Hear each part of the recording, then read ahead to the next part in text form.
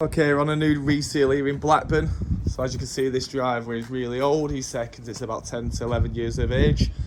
As you can see, there's only so much we can actually do when it starts to peel like this and shape away. So what we are going to do is give it a really good deep clean now. And we're going to give it a reseal and putting a new tint into it. It's going to be the biscuit colour tint that we're putting down. Going to give his tops a nice little clean that wall off.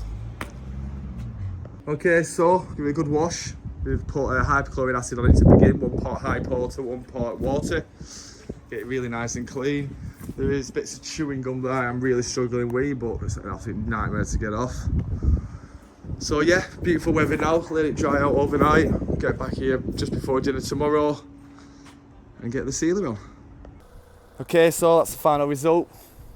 Compared to the before, there's no comparison. It's had 2 coats on. If you like a quote, get in touch with us. Reseal my driveway.